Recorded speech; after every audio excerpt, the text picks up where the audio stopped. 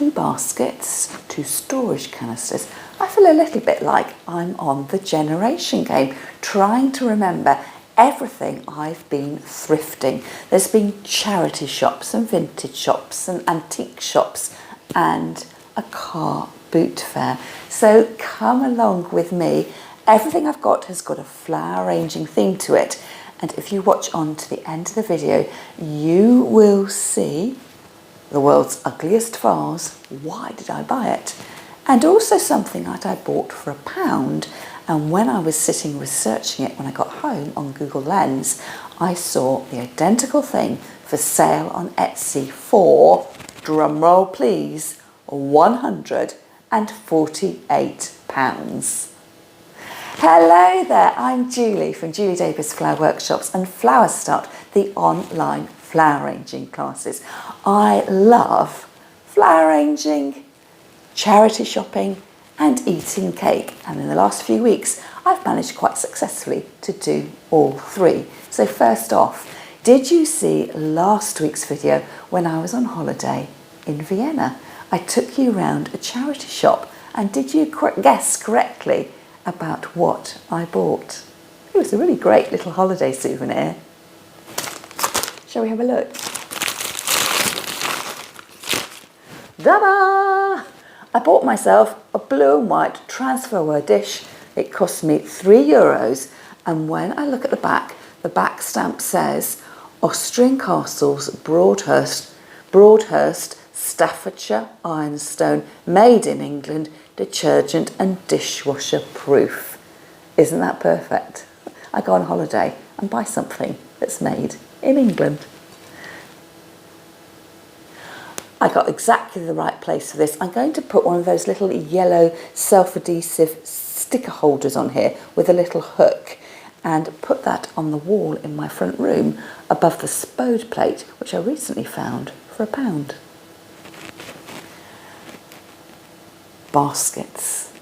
As a flower arranger, I quite often get given baskets from friends. They've received a beautiful flower arrangement in a basket and they don't quite know what to do with it. And quite often I say, oh, thank you very much, that'll be very useful. The only problem with baskets are they're really hard to store. They're quite big, and then there's huge handles, means that they can't stack. So I'm becoming more and more selective about the kinds of baskets that I like to buy. And I have bought myself a basket, and I actually bought it from a fellow flower arranger. Isn't it great? This cost me £3 at a bring and buy sale at a flower arranging event I went to recently. It was a little bit dusty, so what I did was wash it up really. I filled a washing up bowl full of soapy water and then took my scrubbing brush to it to knock away the dust. But I quite like this one. Long and narrow with a sturdy handle, and I've actually been using it to store my gardening paraphernalia by the back door. I've got a little pot with my secateurs and my floristry scissors, and also, doesn't everybody have it, an old-fashioned knife and fork so I can do a little bit gardening, my gardening gloves, and then my Sarah Raven gardening journal, just so I can keep a note of things that I'm doing in the garden. And on the subject of gardening, did you know I'm a flower farmer? I've been having such fun. Well, not so much me having fun. All my friends have been pulling my leg about my gardening exploits. But if you'd like to find out more about me gardening from scratch, I am running a series at the moment here on YouTube on a Tuesday when literally I am gardening from scratch. My husband is the gardener. I did have a tiny flower patch when I lived at home with my parents when I was a young child.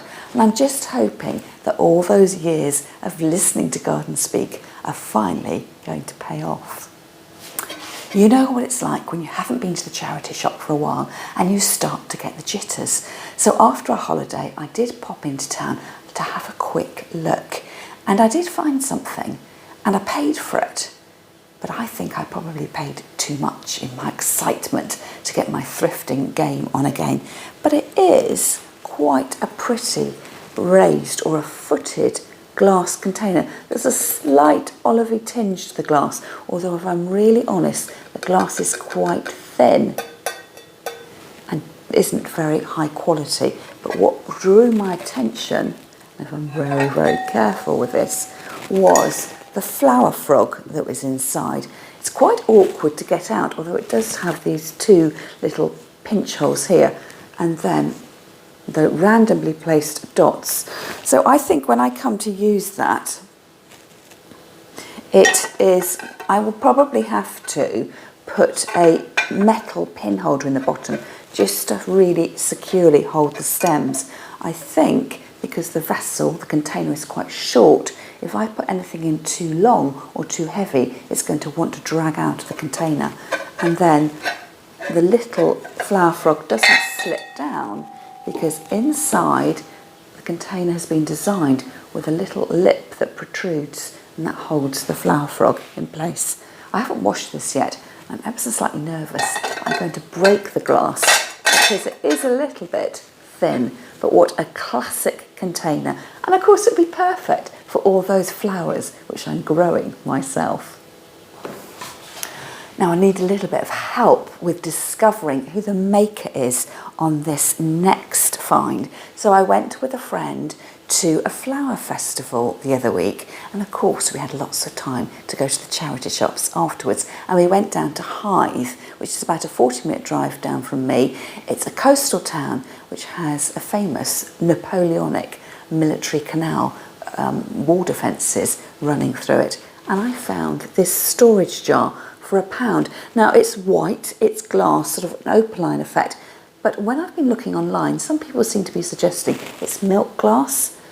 I don't think it is, it just happens to be glass that's white, and some are attributing it to Pyrex, although I cannot find any maker's marks at all.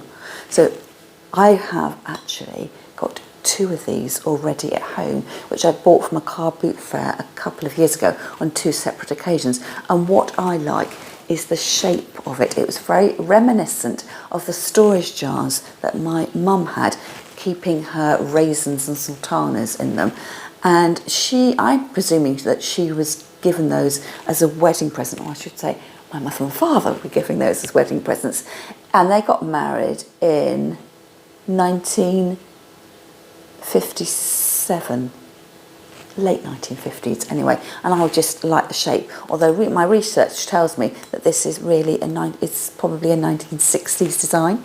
So I paid £1 for this, and underneath it was in the sale.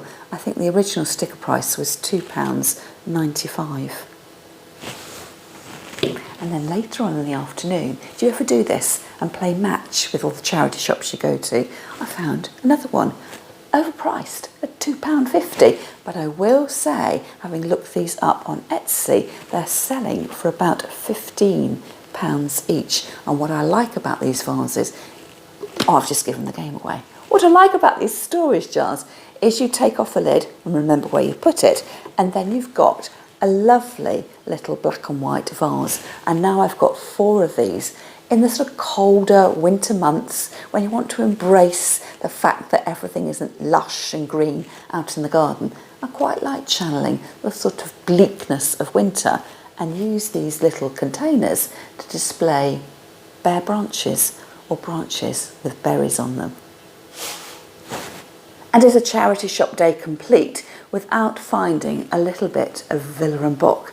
This is the Balmoral pattern, and I'm guessing it's a little sugar bowl, and presumably at some point somebody has broken the lid.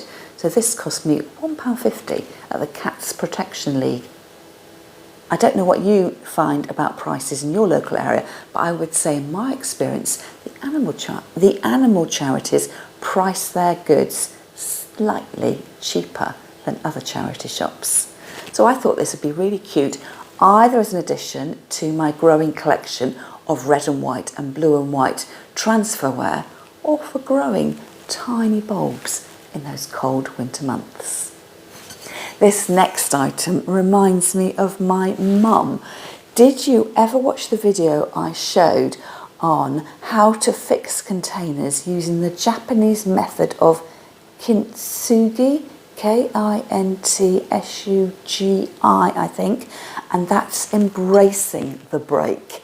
So instead of being distraught that you've broken something precious, you fix the mend and then paint the crack where you glued it in gold, presumably in ancient Japanese times. That was real gold, but I did a little bit of a DIY quick fix with some hot glue and some acrylic gold paint, and it did actually look rather nice. And the reason that I wanted to mend that bowl was that it was something I'd bought with my mum when I went to a national flower arranging show in Harrogate near where she lived about 20 years ago, and because she'd recently died, I just thought it was a nice remembrance. Eventually though, I did throw away the pot because I used it in one of my Julie and Julia projects. You know, I'm following, you know, that I'm trying to make all the projects in Julia Clement's 1950s book called Fun with Flowers, and I discovered that my fix with hot glue might have looked attractive, but it wasn't watertight. So I thought, well, I've spotted this Ikebana container in the charity shop at £1.50. I shall buy myself a new one. And I think actually it's made by exactly the same person. The little label of the maker, it's a sticky label and address label, has been pulled off, but I can see it says Hugh, H-U-W, and Ertz at the end, Hugh Roberts. And I did look up the phone number. It's got the area code 01743, which is Shrewsbury, on the Welsh borders. So it just needs a little bit of wash, add in a pin holder, and I'm all ready to go. Are you ready for the shocker? The ugly vase. Duh! Why on earth did I buy this really ugly vase? It's slightly better on that side, I think, without the little red motif. This cost me £3. Now, I was chatting with my friend in the shop, and when I came to pay, the lady in the shop who was serving us said, I totally agree with you. And I thought, what does she mean? And we've been talking about how ugly this vase was, and she said, yes, I agree with you. And then as I paid and left the shop, my friend pointed out on the bottom shelf the same make of vase, the style of vase, but in a windowsill vase, so it's long and low. But I said, no. The vase was ugly. I bought it for a specific purpose. I certainly do not want a matching collection. And in fact, I've been on the lookout for a vase just like this. I mentioned Julia Clements a moment ago, and one of the arrangements in her book equally shows an ugly vase, and she's got some flowers that I'm not familiar with arranged in it. So that has been my project, is creating an arrangement to honour Julia Clements. And the question is now, am I going to keep the vase? I will say though that the vase doesn't look quite so bad in my living room. We have a mantelpiece with a huge mirror over it, and at the moment it's got hardly anything on it. There's a little wood plank, a bit of a decorative tile my daughter made at school, and when I had this sitting on its own, it sort of looked purposeful and intentional and not quite as ugly. And actually, once you add flowers in, it doesn't look too bad. You see what I mean? So these flowers were a gift from one of my Facebook fans. I don't know whether you're already a member, but I have a group over on Facebook called Flower Start World. So if you love flowers and crafting, homemaking, gardening, and of course going to the charity shop, that is the place for you to show off what you've been doing. And one of the ladies who belongs to the group got in touch with me to say she had some plants for my garden, which included Japanese anemone. They were bare rooted when they came to me, so I planted them up straight away.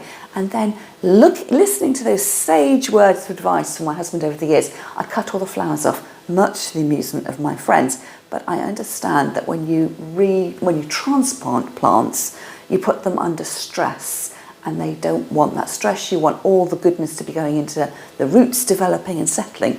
So I cut off the flowers and used them in a vase. I'm rather pleased with that, especially how the lovely leaves here really give a sort of solid area at the top of the vase, and then the sprigs at the top are foliage from the Crocosmia or the Montbretia plant.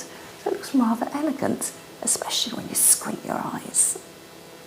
What do you think? Let me know in the comments. A little question for you. How many windowsill vases have you got in your collection?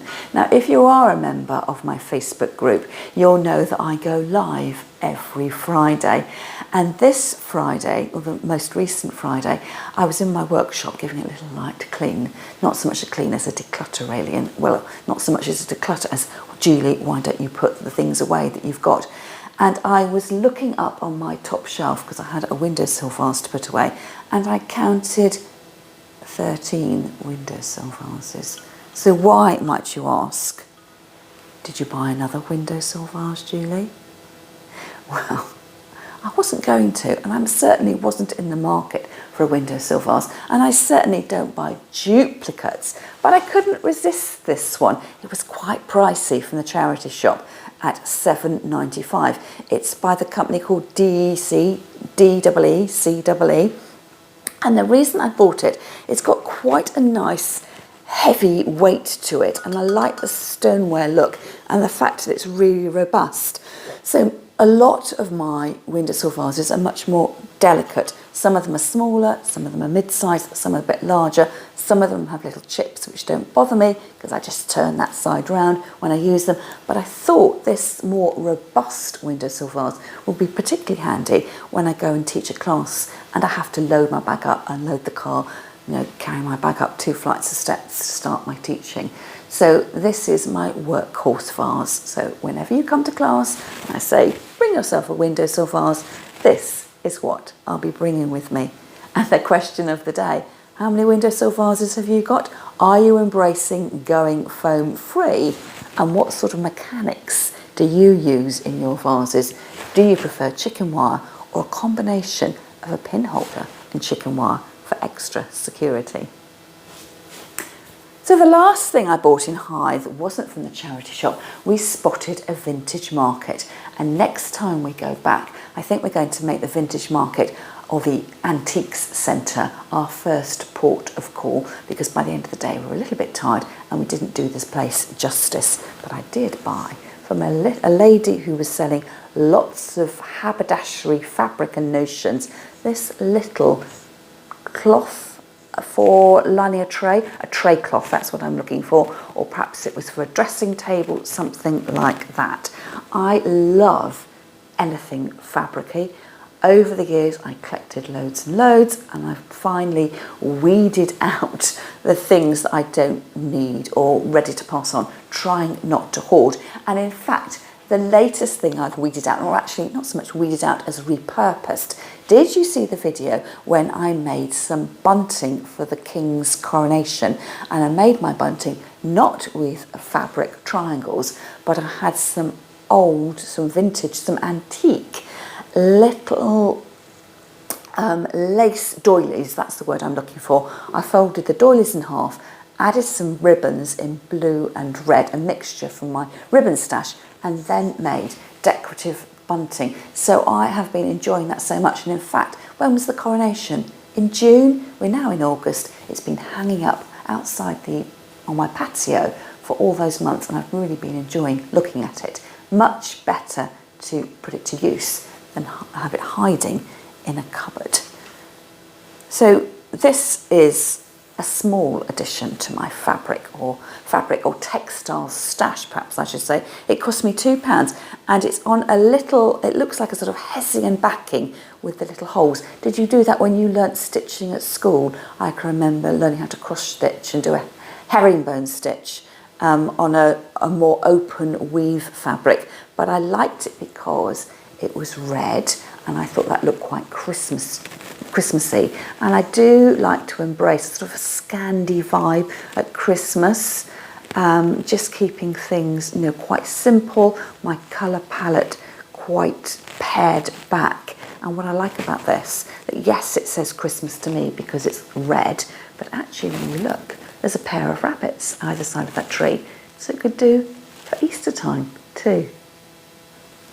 Now, if you live local to me here in Kent in England and you're on Facebook, you'll hopefully know that I've set up a new Facebook group or Facebook page called Flower Festivals in Kent. I may well be addicted to going to the charity shop, but I'm also quite addicted to going to flower festivals. And luckily, I go with a pair of friends charity shopping and to flower festivals, and it is a red letter day when we can do both on the same day. So I told you first of all that I've been to the charity shops in Hive because earlier that morning I'd been with a friend to a flower festival in Ham Street, which was a tiny village about 20 minutes from Hive. And the great thing about flower festivals, in fact if you love flower festivals too, I do have a playlist called Flower Festivals, and I'll add the playlist for flower festivals and my playlist for my thrift tour videos in the description underneath this video, and then you can binge watch and follow along to see what I get up to at the weekends. So one of the attractions of going to flower festivals is not only to look at the beautiful flowers, get some ideas, there's always lovely tea and cake, but there's always a bric-a-brac stall, and this is where you need to perk your ears up if you like vintage glass. So let me introduce you to the Ravenhead, I think I've got that right, yes, the Ravenhead Flare glass bowl with the bark or ice effect. I paid £2 for this, and my research online suggests that I could sell it for about £25. Why did I buy it? I think it's quite ugly, but I had £2 burning a hole in my pocket, and there's something that attracts me to glass. I don't always like it, but there's something that calls to me, a little bit like Wedgwood. And have you seen the video I made where I declared that I didn't like Wedgwood and then promptly went off to the Wedgwood factory and had a look round? I can appreciate the workmanship, but I don't always think that it's particularly for me. But I did like the fact that it wasn't very expensive. It was a nice chunky bit of glass. And in fact, I have got another weighty bit of glass, not like this at all. It's actually an ashtray, but the little dimples where you would have rested your cigarette are so insignificant, and the glass is so chunky that it makes a really good bowl on my kitchen windowsill. And if you're putting your jewellery in when you do the washing up. So when I was looking this up, it was reminiscent of other glassware that we had at home when I was a child. Now, if you look up Ravenhead and then the patterns White Fire and Siesta, you might recognise them too. The White Fire was trifle bowls, little, dessert glasses. I can remember my mum having those, and I think she got them when she saved the Green Shield stamps. You know, when you did your grocery shopping at the supermarket, and then instead of getting points on your loyalty card, you got stamps, and you used to lick them and put them into a big book. And in fact, she didn't lick them. We were quite a large family, so she used to get loads and loads of stamps. She would get the blue and white jade cloths, and she would damp it and then sort of squidge across the water and stick them in the books, and we had great fun seeing what she got from the Green Shield stamp man. So I can remember what I think are Ravenhead flare glass dessert bowls, but also Siesta glass, and we had tumblers which had that sort of drippy bark ice effect to it as well. So that's what I absolutely love about going to the charity shopping, thrifting, is that it's like a little bit of a walk down memory lane. So not only do you have the joy of hunting for things and buying things which are in your budget, but once you get home and you've had a cup of tea, you can get on Google Lens and discover what it is that you've actually bought. And another interesting thing that I discovered, actually before I tell you that, I think this piece is by Alexander Hardy, or I should say designed by Alexander Hardy Williamson in the 1970s, and the company was originally based in St Helens in the northwest of England, originally set up in 1842. Oh yeah, the interesting thing I was going to tell you, you can see I've been searching, I keep checking my notes. The blue Milk of Magnesia bottles and the blue Vic bottles were also made by the same company in the 1970s. A fun fact. As I said to my friends, at Christmas we really ought to have a thrifting quiz to entertain ourselves. And then I went to a car boot fair with the same set of friends, and we passed a store which quite clearly was a florist who was selling off her equipment. I was a little bit too slow, and I'm not ashamed to admit it, But one of my friends bought an absolutely gorgeous modern dish. It was a circular container with a slightly raised wall around it, a pottery with an inner circle, quite clearly meant for a candle and a pin holder. Cost her £1. I'm still ever so slightly jealous. But what I did get hold of for flower class were these crinkle-edged wreath rings.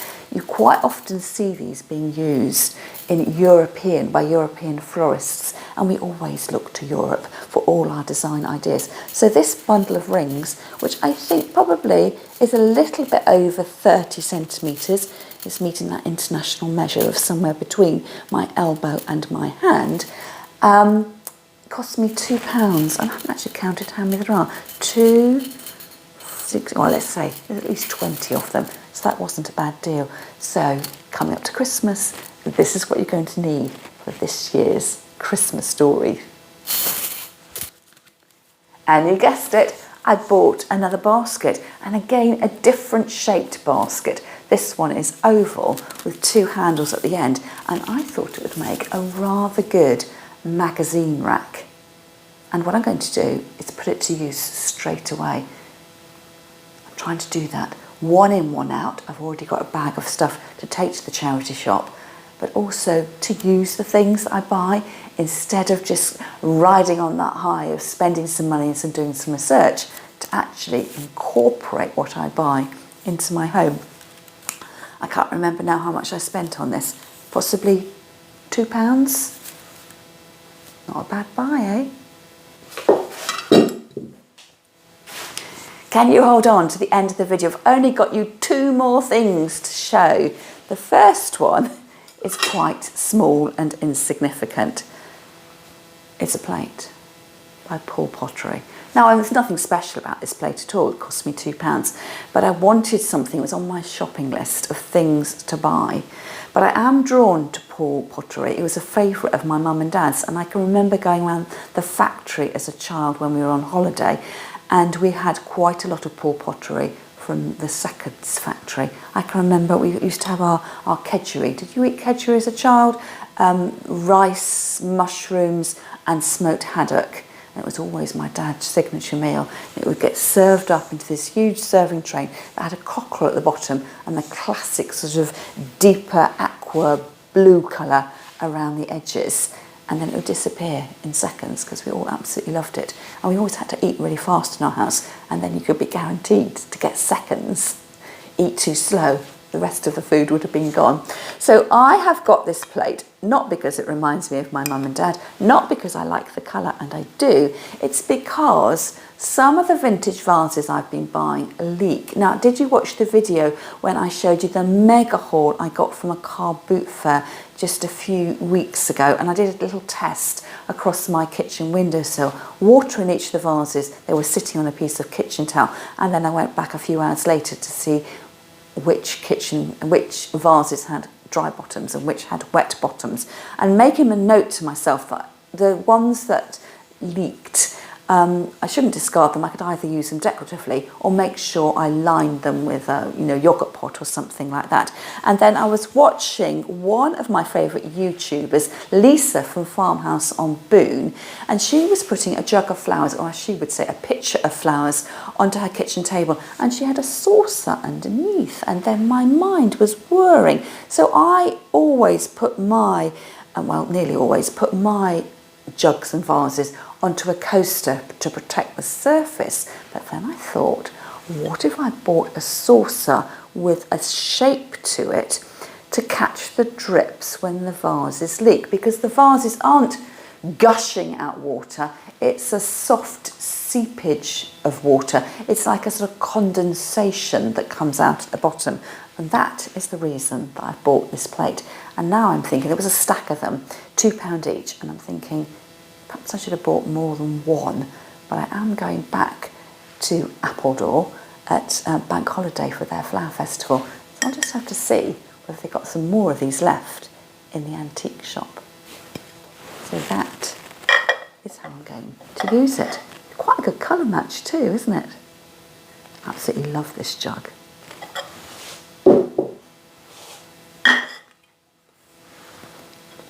Impressive, huh?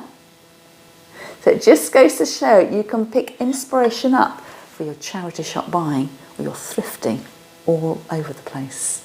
Now, are you ready for the big one? Let me introduce you to this really ugly glass basket, which I bought at a little vintage and antiques fair in Headcorn, which is about 40 minutes drive away. Everything's a 40 minutes drive away from me, across over the downs, which are the hills here in the middle of Kent.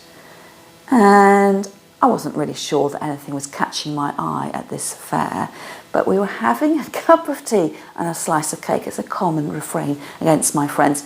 And the little cafe area, there were a couple of stalls next to it. So actually, as we were sitting in the cafe, we were having a look at the stall, and the lady was chatting to us, and we were getting up in turn and oohing and ahhing over things and bringing it back to show our friends. And the lady was saying that I think she must have been from a charity shop, and she was selling off the sort of the more specialist items, the good quality items, to raise money for a local charity. And the prices marked weren't the true prices. This is marked at £3, and I was allowed to buy it for £1. So I thought, well, it's pretty enough. I'm sure I can use it. I am slightly addicted to buying flower arranging containers. And then we went into the village itself, and we went through the charity shops there, and we went into a little vintage and antiques market, and in the locked glass cabinet, lo and behold, I saw the sister to this basket. It was in a sort of yellowy amber glass. It didn't have this sort of faded ombre effect on it, and it said the magic word, Davidson glass, £10. So I was quite pleased that I bought this for £1, and it was in an antique shop for £10. And of course, if you're a regular viewer, you know I've got a little thing about Davidson glass, the cloud glass and the lovely brown 3-piece bowl that I was given from my husband a few years ago. So I got it home and I took a picture. I put it through Google Lens, and it turns out that this ugly little glass basket is, and I'm going to have to refer to my notes here, opaline glass. And it's known for the little white edges to it, the little ombre effect there. And this is caused by the reaction of the chemicals in the glass, which I think might be arsenic.